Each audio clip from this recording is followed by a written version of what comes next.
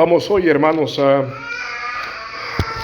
la primera carta a los Corintios, el capítulo 9. Hoy estaremos viendo de manera específica el verso 5. Ya hemos pasado por aquí la semana anterior, hemos llegado hasta el verso 7, pero si recordáis, dejamos el versículo 5 para después, sobre todo porque aquí hallamos cosas que tal vez sean difíciles o tal vez simplemente al leerlas no las comprendamos como se deben, o cojamos rápidamente lo primero que se nos venga a la mente y no meditar en este versículo que tiene implicancias y nos une también con la historia de la iglesia. El versículo 5 nos dice el apóstol Pablo: ¿acaso no tenemos derecho de llevar con nosotros una hermana por mujer, como también los otros apóstoles y los hermanos del Señor y Cefas? Hasta allí. Hoy veremos, hermanos, el tema que es sobre las mujeres de los apóstoles y los hermanos del Señor. Dicho de otra manera, hoy veremos lo que sería el casamiento también de los ministros y la virginidad de María, que es lo que está en este tema. Pero antes sería bueno, hermanos, que recordemos lo que hay, la continuidad y la discontinuidad de la Biblia y también de la historia. Permíteme que me aclare. Nosotros sabemos que el Antiguo Testamento hay cosas que Dios mandó allí que en el Nuevo Testamento ya no las exige, que hay cosas de las cuales, como hemos leído hoy, por ejemplo, el tabernáculo mismo, adorar a Dios allí, en el Nuevo Testamento ya no se adora estando en un lugar como el tabernáculo con tanta gloria, sino que se adora, como dijo el Señor Jesús, allá en cualquier monte, en cualquier lugar donde se reúnan 2 o 3 a buscar al Señor Jesucristo, en espíritu y en verdad. Allí estará Él en medio de ellos. Allí hará su tabernáculo el Señor, estará en su presencia con los tales. Ahora, allí en cuanto al tabernáculo hay una discontinuidad, es decir, no se continúa más la adoración así. Pero también hay otras cosas del Antiguo Testamento que continúan en el Nuevo. Por ejemplo, los 10 mandamientos. El tener un solo Dios, el no hacer imágenes, el no tomar el nombre de Dios en vano, el guardar el día del Señor, el honrar a los padres. Las 2 tablas de la ley continúan, no se han abolido. De hecho, nosotros lo que vemos en el Sermón del Monte, en Mateo, del 5 al 7, lo que vemos es el mismo discurso de Moisés, los 10 mandamientos, pero ampliado. No solamente es no matar físicamente, es no odiar, es no detestar en el corazón al hermano. Jesús no lo abroga, sino que lo lleva en un sentido más alto, incluso en un sentido espiritual que se había perdido. Hay una continuidad de los 10 mandamientos, hay una continuidad, por ejemplo, del día del Señor. La iglesia antes se congregaba el día sábado, el día que tenían ellos como séptimo, y nosotros, aunque no nos congregamos en el día séptimo, nos congregamos en el octavo o en el primer día, de la misma manera que ellos en el séptimo. Hay una continuidad, pero hay una discontinuidad en el día. ¿Se entiende? Hay cosas que continúan y hay cosas que ya no. Ahora, esto también pasa, hermanos, en la historia. Curiosamente, ¿hay discontinuidad? Preguntémonos.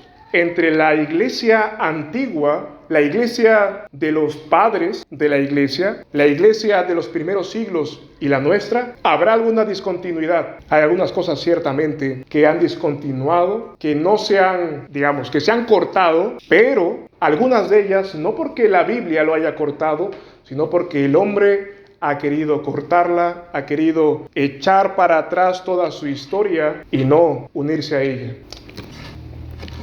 La Reforma, por ejemplo, en el siglo XVI nace ¿por qué? Porque la iglesia se había discontinuado en la manera de salvación a los hombres. ¿Se salva por obras o por gracia? Nosotros sabemos, por gracia. Pero en aquel entonces, en el siglo XVI, se estaba perdiendo esa enseñanza.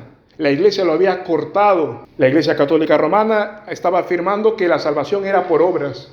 Entonces la Reforma vino para retomar, para continuar con la enseñanza de la iglesia antigua, que la salvación es por obras. Hoy veremos, hermanos, una doctrina, 2, pero especialmente una que tal vez suene un poco extraño, un poco discontinuado, que tal vez la primera vez que lo escuchemos, nosotros ya que hemos nacido tal vez en cuna protestante o venimos de generaciones, o tal vez nos estamos convirtiendo recién, tal vez nos suene algo que hay que rechazar, que es, por ejemplo, la virginidad de María, de la Madre de Cristo. Cuando escuchamos eso, como protestante, ¿qué pensamos? Déjame responder primero a la actitud que tomamos. Si nos hemos convertido de un contexto católico, de un contexto ortodoxo tal vez, o si nos hemos convertido de algún contexto conservador cristiano, donde se afirmaba esto, nuestra primera reacción es a desechar todo lo que la Iglesia anteriormente dijo. Nuestra reacción es, vamos a rechazar todo, incluso el bautismo de infantes, por ejemplo. ¿Cuántos de nosotros tal vez no vino así al Evangelio puro? ¿Cuántos de nosotros no vinimos pensando que el bautismo no era una doctrina que debía continuar en la historia?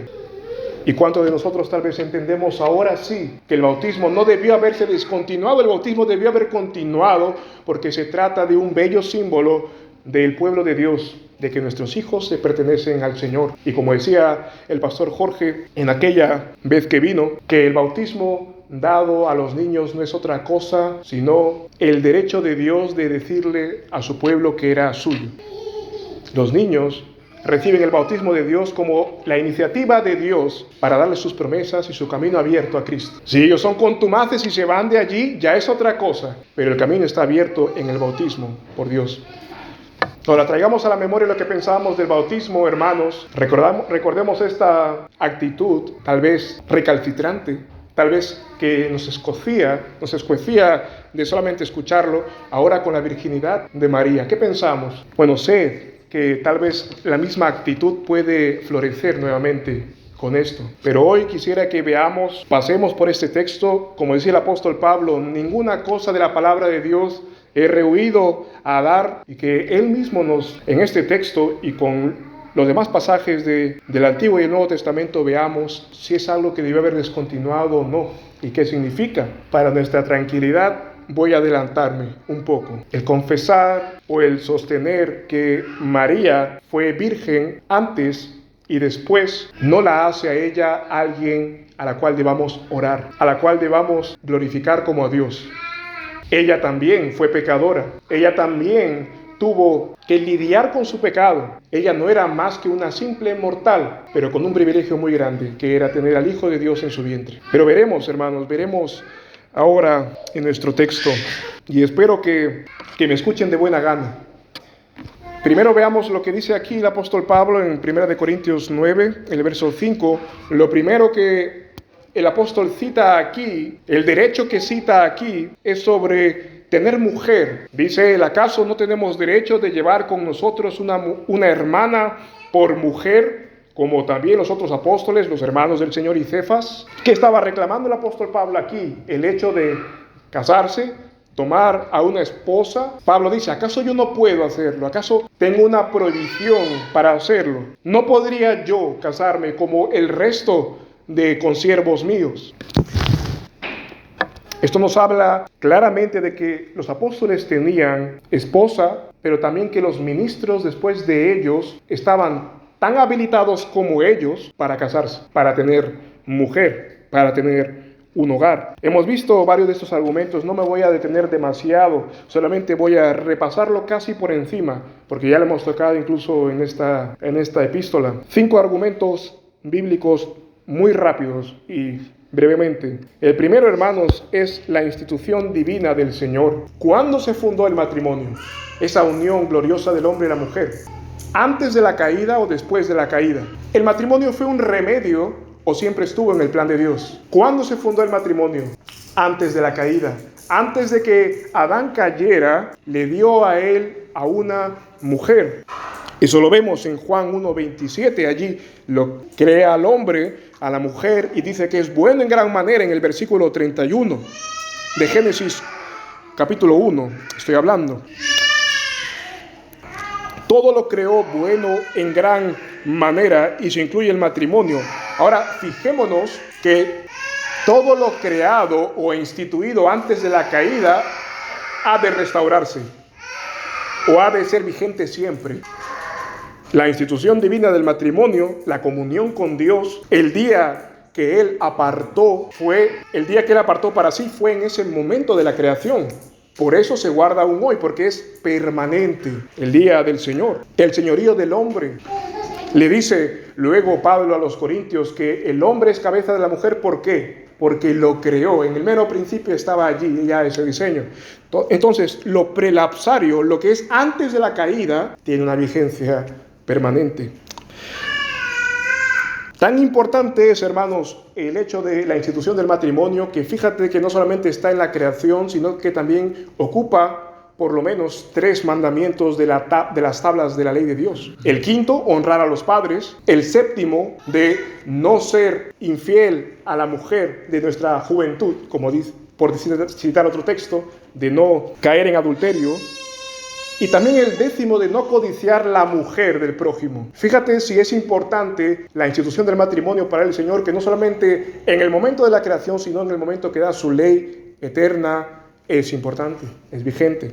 Ahora vemos también como segundo argumento el casamiento de los sacerdotes y levitas. Si han leído el Antiguo Testamento, saben que los sacerdotes y levitas estaban casados. De hecho, la tribu de Leví, ella misma, que se casaban entre ellos, sus familias, ningún sacerdote ni levita no estaba casado, salvo circunstancias particulares, pero se multiplicaba la tribu de Leví. Los sacerdotes que servían en el templo tenían hijos e hijas. De hecho, podemos verlo en Levítico 8, que Aarón y sus hijos, de ellos es el sacerdocio. Y en el Nuevo Testamento recordarás de los padres de Juan el Bautista, Zacarías, sirviendo allí en el templo, y su mujer, Elizabeth, una mujer piadosa. Y Nehemías 13, verso 10, que nos hace recordar algo que Pablo también tenía la intención de cuidar en nuestro texto de hoy. El hecho de que en Nehemías 13 nos dice el verso 10 que los levitas, los sacerdotes, se habían quitado, los cantores, se habían ido de su servicio para conseguir el pan y llevarlo a su familia, en otras palabras. A lo que Nehemías se levanta y dice: esto no es posible, no puede parar el servicio a Dios por causa de no darles su ración para ellos y sus familias. Entonces vemos que los ministros de Dios del Antiguo Testamento tienen familia. Un tercer argumento sería que el Señor llamó a hombres casados, y entre ellos Pedro, Cefas, el primero de los 12. En Mateo 8 se nos habla de su suegra, y en 1 Corintios 9, ¿qué se nos dice? Pablo nos habla como si estuviera viva incluso. No tengo derecho, dice Pablo, de tener una mujer como los hermanos del Señor y Cefas, como si estuviera allí todavía, vive entre ellos. Razonemos un poco. El Señor llamó a Cefas, a Pedro, teniendo él mujer, teniendo él suegra que cuidar, los llamó para que de pronto se divorciaran, se separaran, les deje de cuidar. O sea, ¿llamó el Señor a Pedro a pecar? Por supuesto que no, hermanos. Los apóstoles fueron llamados, y su llamamiento, que ya vimos la semana pasada, que solamente era para ellos, los apóstoles, 12 y nadie más, era compatible con tener una mujer y tener hijos. Y si ese llamamiento de apóstol era compatible, mucho más alto y más importante en la historia de la iglesia que cualquier otro ministro, que cualquier otro pastor, anciano, profeta de aquel tiempo, los demás con menor trascendencia, digámoslo así. Un pastor sencillo podría tener su mujer y sus hijos. Esto del Nuevo Testamento. Desde el Antiguo, Isaías tenía hijos. Como profeta lo vemos ahí también. Ahora el cuarto requisito que vimos también era que el requisito para el gobierno de la iglesia era y es tener familia. El requisito para el obispado y requisito para el diaconado también. Primera de Timoteo 3 y Tito nos lo recuerda. Se debe buscar de entre los casados, de los que haya de gobernar en su hogar, de los que hayan experimentado el gobierno en su hogar, los que hayan de gobernar la iglesia. Y el quinto que también vimos era de Primera de Timoteo 4:1, que nos dice que ¿quiénes son los que prohibirán casarse? ¿O qué doctrina es aquella que prohíbe el casamiento a los hombres? Doctrina, no consejo, porque Pablo aconsejó, si recuerdas, en unos capítulos anteriores, que él aconsejaba que no se casen, aconsejaba por causa de cómo eran los corintios, pero no lo dio como un mandato inflexible para la posteridad, que no se case nadie más. No, fue un caso específico. Y 1 de Timoteo 4:1 nos dice que aquellos que toman como doctrina, como mandato del Señor instaurado e inflexible es una doctrina de demonios, no es una doctrina que esté en la Biblia. Lo hemos intentado ver ahora a vista de pájaro. Primera de Timoteo 4:1 nos lo dice. Entonces estos 5 argumentos nos hacen ver, hermanos, que no es un problema para nosotros, lo sé, el que un ministro tenga esposa e hijos, pero sí es un problema para aquellos que han sido seducidos por doctrina de demonios. Y nosotros con estos argumentos no solamente podemos afianzarnos, sino también ayudar a otros a ver la misma verdad. ¿Qué podemos extraer de esto, hermanos? ¿Qué podemos nosotros? ¿Qué hacemos con este conocimiento? ¿Los ministros pueden tener hijos? Sí. ¿Y qué tengo que ver yo con eso? Veamos a lo que quería llegar Pablo. Si ellos deben cuidar la iglesia, pero también deben cuidar a su familia, ¿qué actitud debe tener la iglesia para con ellos? Pablo está hablando aquí del cuidado que no se le había dado a él. Nuestros ministros deben estar casados, deben formar un hogar, deben aplicar el gobierno en su hogar y entonces en la iglesia. Pero ¿cómo contribuimos a que ellos tengan un buen gobierno en su hogar y en la iglesia? De muchas maneras, hermanos. Lo que Pablo habla aquí principalmente es la queja eterna. No sé, tal vez el Señor haga una cosa extraordinaria en el futuro, pero es la queja que desde Nehemías y aún antes se viene repitiendo en el pueblo de Dios. El abandonar a su suerte a los ministros. Es más, ahora con el ejemplo de Pablo, alguno puede decir hoy, pero fíjate cómo Pablo hacía tiendas y luego se dedicaba al ministerio y él estaba sirviendo al Señor fielmente y nadie como él. Ciertamente, ninguno como Pablo. Exactamente, ninguno como Pablo. Es un nivel y una causa y un cargo que no ocupará otro hombre. Los demás mortales que sirvan al Señor, si han de cumplir los requisitos, el pueblo puede aquí saber que debe ayudar a que él tenga bien cuidado a su mujer, a sus hijos. Deberíamos dejar que tengan 2 señores, por ejemplo. ¿Qué nos dice el texto acerca de eso? El Señor Jesús nos dice algo que va en la vida misma. Si tú tienes 2 jefes, ¿qué va a pasar? En el momento en que los tengas o en el momento en que pase alguna cosa pequeña, tu corazón se inclinará a amar más al uno y aborrecer al otro, despreciar al otro, y viceversa. En cuanto el otro haga algo bueno, tu corazón se inclinará a amarlo y servirlo mejor que al otro. En la medida de nuestras posibilidades, deberíamos ayudar a los ministros para que no tengan 2 señores. Fijémonos, hermanos, en Cristo y su iglesia. Debemos procurar, al ver la relación de Cristo y su iglesia, no solamente lo que debemos hacer nosotros, sino también principalmente ellos. ¿Qué hace Cristo con su iglesia? Hoy repasemos un poco solamente. La alimenta, la cuida, la lava, la viste, la complace. El Salmo 23, ¿qué nos dice? La pacienta delicadamente, la lleva a los pastos para satisfacer las necesidades de su alma. Él está como un pastor vigilante sobre ella, nada le va a pasar. Él contempla todas las cosas que podrían suceder y se adelanta. Él es un pastor que duerme en la puerta del rebaño, no al final. Cristo vela por la iglesia de tal manera que no le va a faltar nada. Cristo vela por nosotros de tal manera que nada nos va a faltar, hermanos. Espiritual o físico, en el Señor estaremos suplidos siempre. A pesar de nuestra maldad, a pesar de nuestra insistencia, a pesar de que nosotros tal vez o seamos mezquinos o seamos tal vez indecorosos en el vestir, Él va a seguir dando vestido. Dios quiera que siempre seamos decorosos. Pero fíjate que Él no ha faltado a su palabra y vestirá a su iglesia, física y espiritualmente. Le da el alimento, aunque luego de comer tal vez ella sea infiel y utilice sus energías para pecar, Él sigue alimentando a su iglesia. Como la viste y cómo la adorna. Nos dice en Zacarías 3 que recibió nuevas prendas. Zacarías 3, cuando viste al varón allí. Y en Apocalipsis 3:18 nos dice que compre de ella ropas gratuitas. Y la complace. Cristo complace a su iglesia, hermanos. Cristo sabe alegrar a su mujer. Cristo sabe lo que su iglesia no solamente necesita, sino lo que le haría esbozar una sonrisa. Lo que le haría llenarse los ojos de lágrimas de felicidad. Cristo no solamente le da un pan duro, sino que también le da un manjar. No solamente le da un vaso de agua o un pan, o un huevo, o le da algo para comer, sino también le da una flor con que alegrarla. Cantar de los Cantares, en Esther también se nos muestra eso. En resumen, hermanos, en este punto, Cristo hace todo esto. Nuestro deber sería indirecto, pero nuestro deber, al fin y al cabo, procurar que los ministros den esa talla, que puedan comer y beber, como decía el verso anterior, pero también los suyos.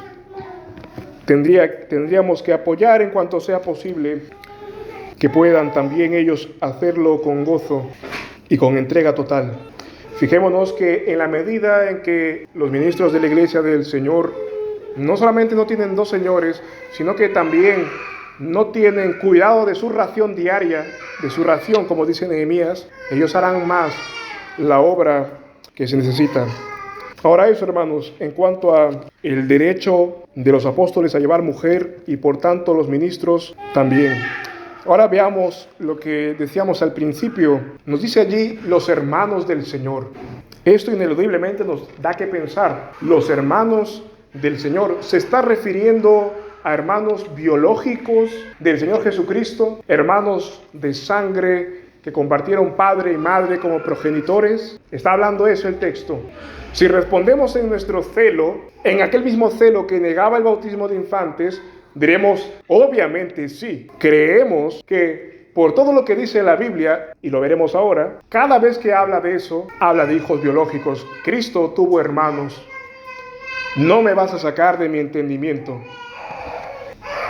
Pero vamos a ver, hermanos, algunos argumentos también para que, si el Señor permite, podamos apreciar aquello que la iglesia antigua, y de hecho la iglesia en la Reforma y después de ella, también abrazó con sencillez, no con misticismo, con sencillez.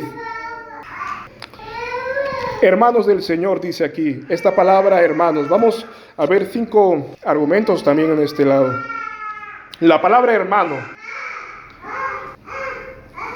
Lo primero que se dice en contra, lo primero que se dice como una objeción, es que esta palabra habla exclusivamente de hermanos de sangre y de carne. ¿Qué piensas, hermano?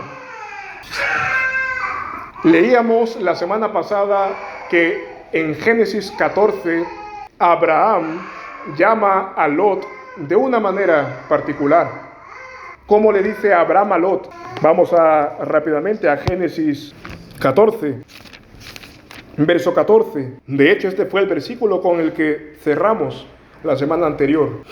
Dice, y oyó Abraham que su hermano había sido hecho cautivo y armó a sus criados nacidos en su casa, 318, y los persiguió hasta Dan.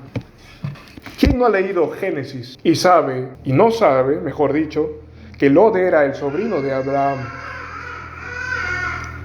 Lot es el sobrino de Abraham que él adoptó, crió y luego con él heredó mucho, tuvo mucho bien Lot y finalmente se separaron. Pero vemos aquí que le llama hermano. Entonces, vemos que la Biblia no usa exclusivamente la palabra hermano para hermanos de sangre, sino incluso para tíos y sobrinos. Vemos también, por ejemplo, en la historia de Jacob y Labán, en Génesis 29, ahí más adelante. ¿Quién es Jacob y Labán? Tío y sobrino. Génesis 27, en el verso 43, la madre de Jacob le dice, huya Labán, mi hermano, a Harán. Y en el capítulo 29, el verso 15, vemos que Labán llamó a Jacob de la siguiente manera, por ser tú mi hermano, me has de servir de balde, dime cuál será tu salario. Entonces vemos que la Escritura no siempre utiliza la palabra hermanos para hermanos que comparten un mismo padre y madre, sino para parientes en general, para parientes lejanos incluso. Otra objeción u otro argumento es que se nos dice que Cristo es el primogénito. Y cuando uno todavía está en su celo, tal vez dice, primogénito quiere decir primero de muchos, primero de otros. Para ser primero hay que haber un segundo y un tercero. Pero la Biblia utiliza acaso la palabra primogénito en ese sentido. La Biblia Vamos a ir ahora a un pasaje del Antiguo Testamento también. No hace referencia a segundos o terceros hijos, sino que un primogénito es el hijo nacido de una virgen. Eso es un primogénito. El primer hijo del hogar. Y esto lo vemos en Números 18:15. Si vamos rápidamente allí. Números 18, verso 15. Donde Dios da el mandato de la redención de los primogénitos. Dice: todo lo que abre matriz de toda carne que ofrecerán a Jehová, así de hombres como de animales, será tuyo. Pero ciertamente redimirás el primogénito del hombre, y también redimirás el primogénito del animal inmundo. Y a los que hayas de redimir de ellos, de un mes de nacidos, los redimirás. Hacía falta un segundo nacido para redimir al primero. En 30 días, en un mes, no había mucho espacio para que la mujer quede embarazada y dé a luz un segundo hijo. El primogénito se le llama como tal, aunque no hay un segundo. Se nos dice en Lucas 22, si vamos rápidamente allí, que es el pasaje donde está cumpliendo este mandamiento José y María. Lucas capítulo 2, el verso 22, se nos dice aquí se juntan dos mandamientos: la purificación, esto es que la mujer que había dado a luz se presente al día 40 para ser purificada, ser limpiada ceremonialmente. Nos dice aquí en el verso 22, cuando se cumplieron los días de la purificación de ella, de María, conforme a la ley de Moisés, lo trajeron a Jerusalén para presentarlo al Señor, como está escrito en la ley del Señor: todo varón que abra matriz será llamado santo al Señor. Y para ofrecer sacrificio conforme a lo que está dicho en la ley del Señor, un par de tórtolas o 2 palominos. Aquí vemos que María, José, su esposo, cumplen ambos mandamientos: la purificación de María, pero también la redención que acabamos de leer en Números. La redención de los primogénitos, la redención del que abre la matriz. Eso es un primogénito. Ahora hay más argumentos dentro de este. Alguno puede decir: sí, pero la Biblia en Mateo 1:25 nos dice que José no conoció a su mujer hasta que dio a luz. Lo encontramos en Mateo 1:25. Él no conoció a su esposa hasta que dio a luz. Las palabras hasta que ciertamente denotan un límite, ¿verdad? Pero no siempre un límite para cambiar de estado. Permíteme, antes de citar la Biblia, darte un ejemplo normal del día a día. Cuando uno sale de casa y le dice a su hijo: compórtate bien hasta que vuelva, ¿qué está diciendo? ¿Que cuando venga ya tiene permiso, licencia de comportarse mal?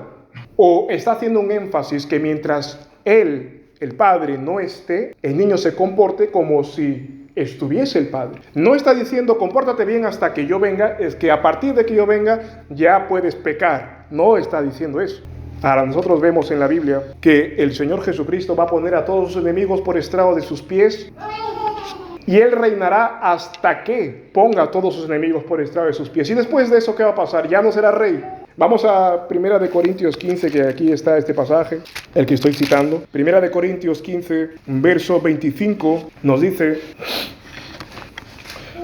porque es necesario que Él reine hasta que haya puesto a todos sus enemigos debajo de sus pies. ¿Hasta cuándo Cristo es rey? ¿Hasta que venga a todos sus enemigos y de pronto ya deja de ser rey? ¿O es simplemente está haciendo énfasis en que Él reina, aunque no se le vea corporalmente, se le verá en la derrota de todos sus enemigos y después continuará siendo el rey bendito por los siglos? No cambia el estado de rey que tiene. Cuando nosotros leemos entonces en Mateo 1:25 que no la conoció a su esposa hasta que dio a luz, tendríamos derecho de pensar que la tomó por esposa y consumó el matrimonio conyugalmente en el lecho después de haber dado a Cristo. Después de estos pasajes se abre la certera posibilidad de que no. Más pasajes se pueden mostrar ahí. No me detendré mucho. En el capítulo 8 de la misma carta que estamos leyendo, también esta expresión hasta que se suele utilizar. El capítulo 8, verso 7. Hay quienes comen con conciencia del ídolo hasta ahora como sacrificado de los ídolos. No quiere decir que hasta ese momento que Pablo lo dijo comían y luego que lo enunció ya no. Y así, infinidad de ejemplos, hermanos. No es una limitante. El tercer argumento es la ausencia de hermanos en momentos clave de la vida de Cristo. Nuestro Señor Jesús nació, fue presentado en el día 40, como vimos, pero también luego cuando participó por primera vez de la Pascua, cuando tuvo 12 años, lo vemos subir a aquel momento despojado de hermanos. Hablemos, razonemos en ello. 12 años de vida conyugal, y María era joven y era fértil, y no hay un solo niño, no hay un hermano más de Cristo allí. A los 12 años él se va a presentar como un adulto ante el pueblo de Israel, que a los 12, 13, para cumplir los 13, ya era presentado un hombre, y ahí está Jesús, en el momento uno de los más importantes de su vida, presentándose a participar la primera Pascua, y no están allí los hermanos. Luego nosotros vemos que en su muerte, hemos leído hoy incluso en Juan 19, ¿a qué hermano le encargó el Señor Jesús? A su madre, a Juan. Pero Juan no era su discípulo, no era Juan aquel que llamó de las redes a servirle a él. ¿A qué hermano de carne le encargó el cuidado de su madre? ¿A qué hermano le instó a él a honrar a su padre y a su madre? Sino a Juan solo. A ningún hermano biológico aparecía ahí. Ahora, algunos pueden decir lo que dice aquí en Marcos 15, verso 40. Me estoy tomando el tiempo de citarlos y leerlos juntos porque sé que se trata de una doctrina no muy común entre nosotros tal vez, pero podemos revisarla hoy. Marcos 15, verso 40. Uno, después de leer este texto, puede decir, bueno, está claro aquí que María tuvo hijos. Y también dice el texto, algunas mujeres estaban mirando de lejos, entre las cuales estaban María Magdalena y María la madre de Jacobo el menor y de José y Salomé, las cuales estando aún él en Galilea lo habían seguido. Y luego más adelante dice que estuvieron en el 47, María Magdalena y María madre de José miraban dónde era puesto. Y alguno puede pensar, ¿quién sino su propia madre? María Magdalena, María la madre de Jacobo el menor y de José. Aquí está María con sus otros dos hijos biológicos. María madre de Jesús. Se nos dice aquí que tiene otros hijos, Jacobo el menor y de José. Sí, pero hace falta leer el otro evangelio que nos habla de este momento. Vamos a donde hemos estado, a Juan, al evangelio de Juan, el mismo, el 19, en el versículo 25. Se nos dice, y estaban junto a la cruz de Jesús, su madre, y la hermana de su madre, y María, mujer de Cleofas, y María Magdalena. Juan distingue claramente María, su madre, lo dice solamente así, su madre, luego María, mujer de Cleofas, y luego María Magdalena. ¿Se contradice este texto con Marcos, o es que le añade Juan, la madre de Jesús? Marcos tiene el enfoque en los gentiles, en que la salvación llegue a ellos. Y el enfoque de Juan va un poco más allá y hace ver la nueva realidad de la iglesia. Juan es más preciso, nos habla de ambas Marías para resaltar el encargo que le hizo a Juan de que la iglesia debía recibirla y cuidarla tras su muerte y resurrección. Pero vemos aquí, hermanos, aquí se ve la distinción. Y María, la mujer de Cleofas, que también se le llama Alfeo. Un cuarto argumento es la ausencia de José, que puede ser por muerte o por vida célibe justificada. Ahora lo veremos. José no aparece más en los evangelios, más allá de la niñez de Cristo. Por este hecho, algunos argumentan que José murió, que era mucho mayor que María y que por tanto decidió no conocerla, como se suele decir en la Biblia, no tener una vida conyugal con ella. Algunos dicen que ya fue un hombre anciano y que por eso no tomó a María, cuidó simplemente de ella. Pero esa es una conjetura, no nos lo aclara la Biblia. Sí es un claro incidente de que si murió joven pudo haber sido un accidente o simplemente el curso de su vida, que era mayor que ella, no sabemos cuánto. Pero si hubiese sido joven y hubiese estado casado con María, ¿cómo pudo haberse contenido? Si uno se casa para tener una vida conyugal y plena y disfrutar de todo lo que hemos visto. Nosotros podemos argumentar en este punto, hermanos, con el ejemplo de alguien que se ha casado con una mujer que ha caído en desgracia. Dios nunca quiera que pase, pero si tu mujer en algún momento sufre un accidente de tránsito, o se cae, o una impresión muy fuerte y queda en un estado o parapléjico, o tal vez que está fuera de sí, Dios manda que te divorcies para que puedas satisfacer los deseos naturales del hombre. ¿Qué pensamos? ¿Aprobaría Dios eso? Por causa de una tragedia de tu mujer, ya no tener prole de ella. ¿A qué está llamado el hombre en esa situación? a cuidar de su mujer, a amarla hasta el fin, a pesar de la desgracia que le ha ocurrido, que tal vez ni siquiera esté en sí, o ni siquiera pueda levantarse, o tal vez ha tenido un cáncer y ya no pueda tener hijos. Tantas cosas pueden pasar, hermano. Pero a aquel varón casado con una mujer en este estado, se le permite tomar a otra. Es obvio que no. Tiene que amarla aún allí con más fuerzas. No sería una causa bíblica el separarse de ella por no tener relaciones con ella. Una enfermedad o una desgracia no puede ser más digna de continencia que el cuidado que Cristo merecía por ser el Salvador del mundo, hermanos. Esa enfermedad no puede ser motivación más grande que el cuidar al puro Hijo de Dios en castidad y con total devoción.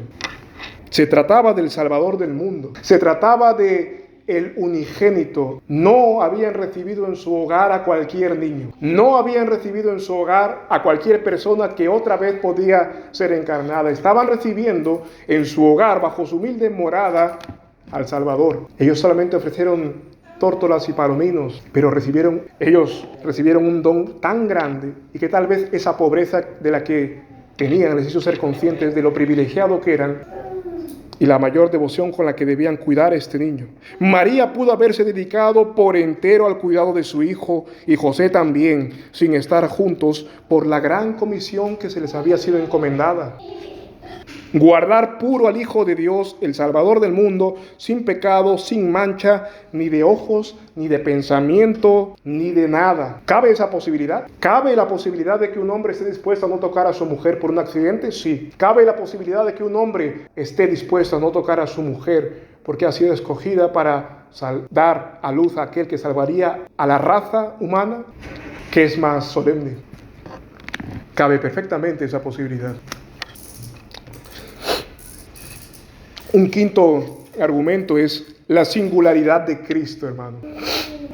Cristo es único en su género. Cristo es, como hemos cantado, el más bello de los hombres. No hay defecto en Él alguno. No hay cosa pequeña en Él. No hay cosa que deje de brillar. Todo brilla en Él, aunque con diferente color, pero no con suficiente brillo como debería brillar a nuestros ojos.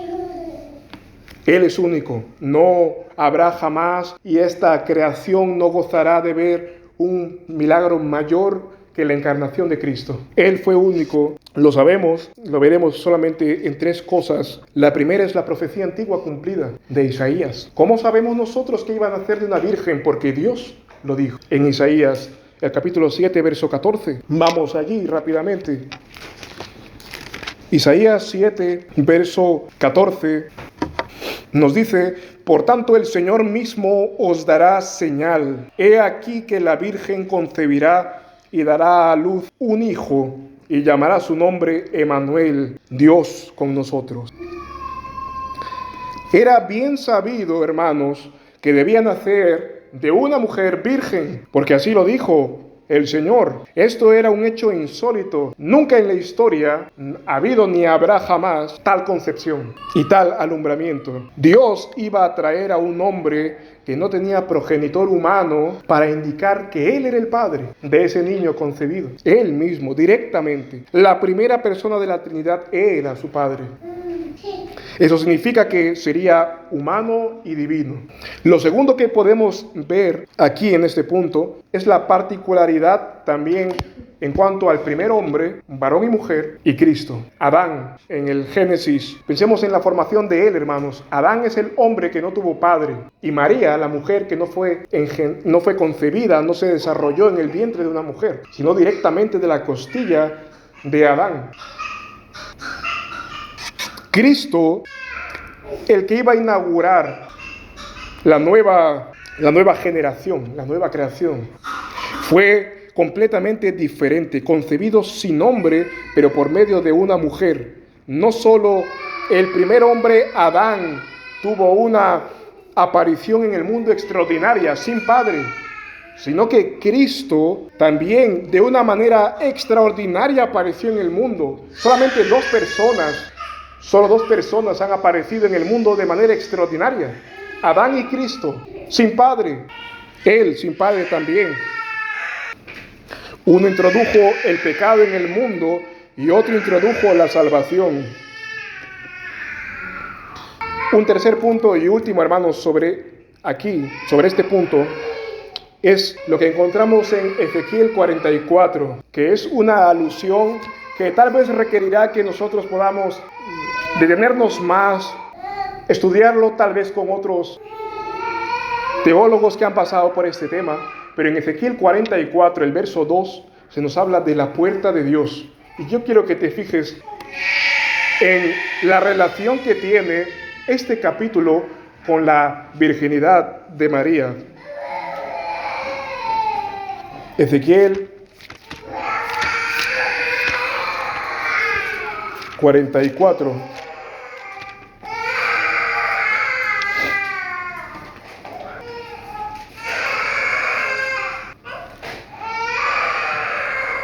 Dice, y me dijo Jehová, Ezequiel 44, verso 2, y me dijo Jehová, esta puerta estará cerrada, no se abrirá ni entrará por ella hombre, porque Jehová, Dios de Israel, entró por ella, por tanto estará cerrada. Voy a volver a leerlo.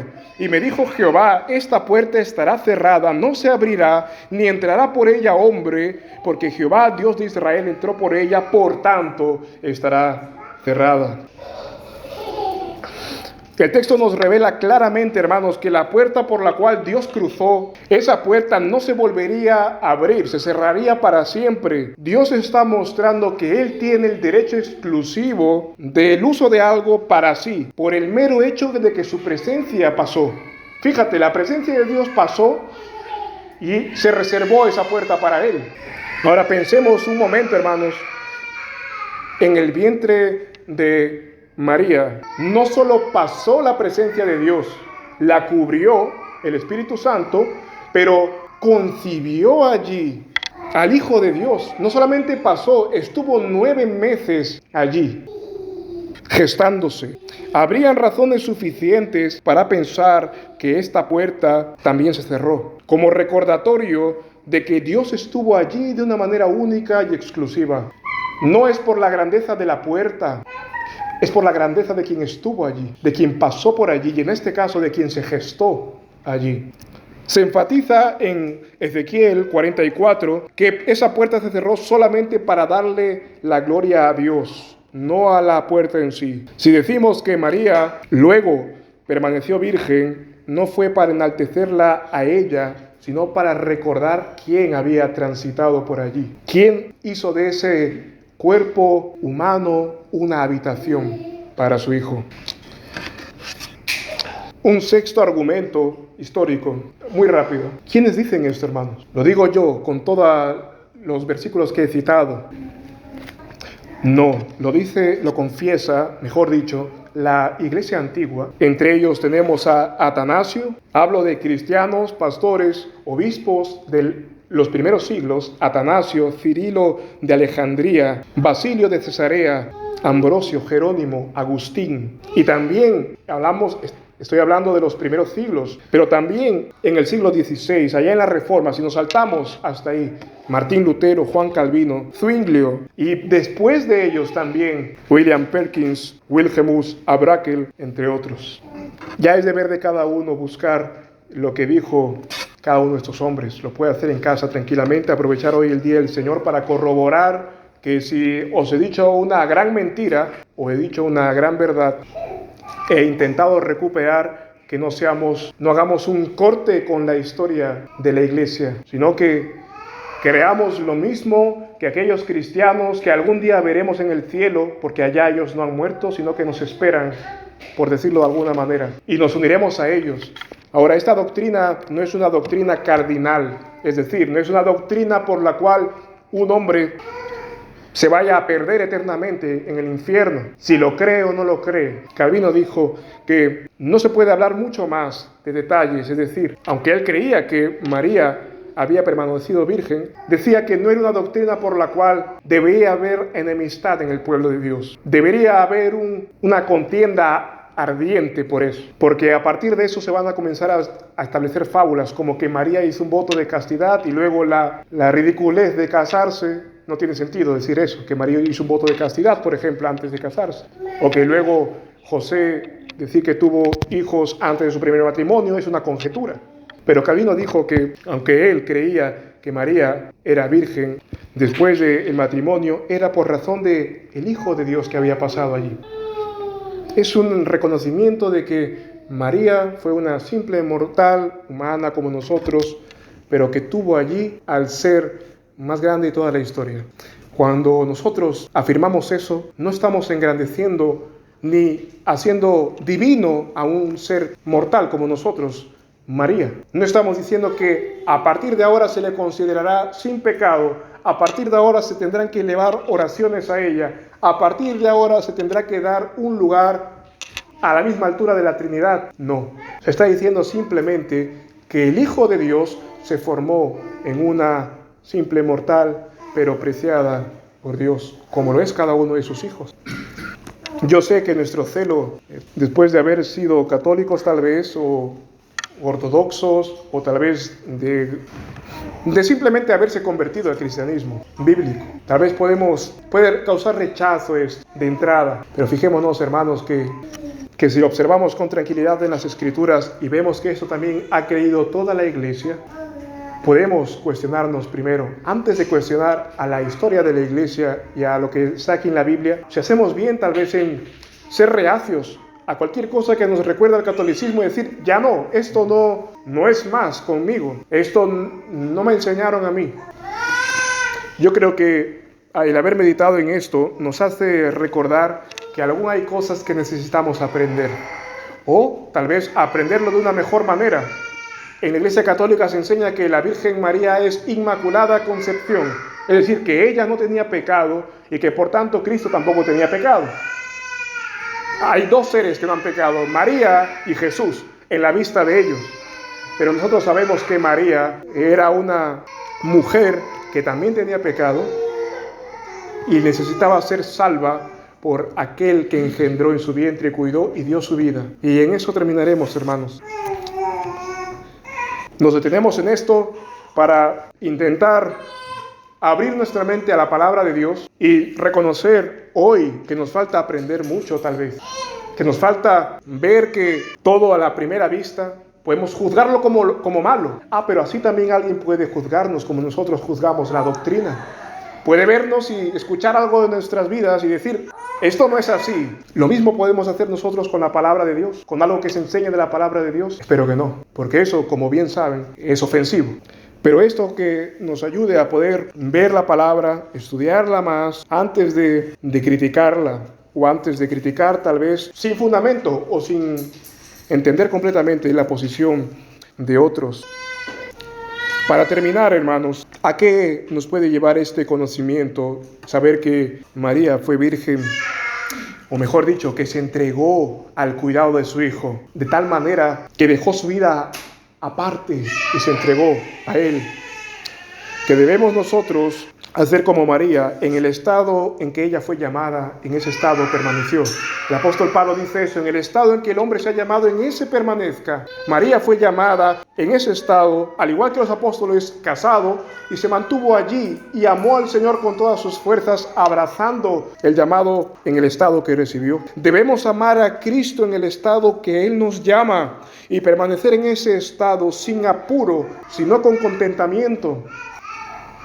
Si Él nos llama a cambiar de estado, a casarnos, a tener hijos, por amor a su reino, hagámoslo con la mayor entrega posible. María y José se dedicaron a ser los mejores padres, que incluso, hermanos, entregaron esa área para dedicarse al Salvador. Hemos visto que no estamos llamados hoy a que los cónyuges se nieguen el uno al otro, pero por amor sí se pueden sacrificar otras cosas. Si ellos sacrificaron, tal vez en el lado humano, una de las cosas más sublimes, como nosotros no podemos perder algo por amor a los hijos menos sublime que el hecho conyugal. En María y José vemos el ejemplo perfecto de entrega. Pedro fue el primero entre los 12, pero también se nos dice que cuidó hasta de su suegra. Y en eso Cristo fue glorificado.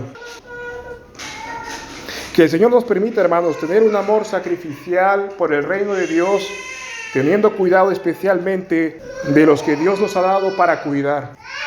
María lo dio todo y José lo dio todo también. Que el Señor nos permita tener esa entrega para cuidar a los nuestros sin mancha del mundo, como ellos lo hicieron.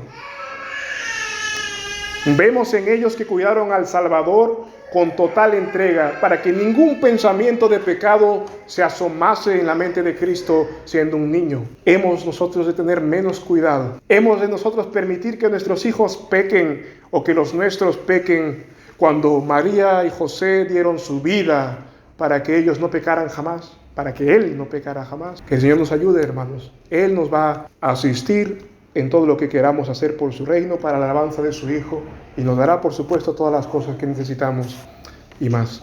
Vamos a orar.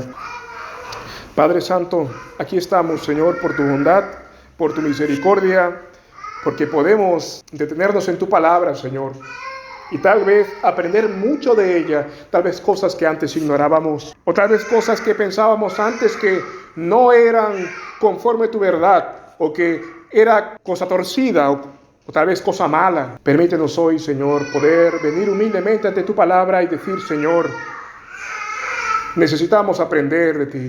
Necesitamos aún sentarnos a tus pies y adorarte y escudriñar tu palabra, Señor.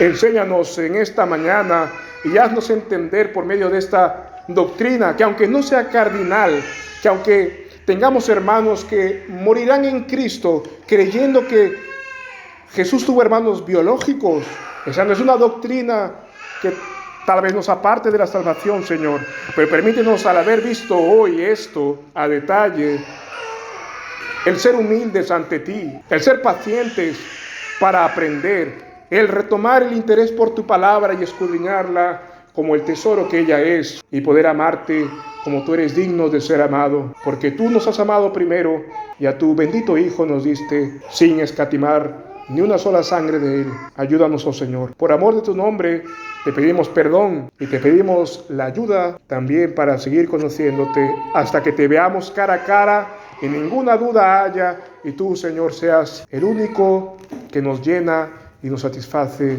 para siempre. Guárdanos, oh Dios, guarda los nuestros. Ayúdanos a cuidarnos y a entregarnos al cuidado de ellos, como lo hicieron estos dos hombres mortales, pero que hoy están contigo en la gloria, y hemos de ver y alabarte a ti, y solamente a ti, juntos. En el nombre de Jesús. Amén. Amén.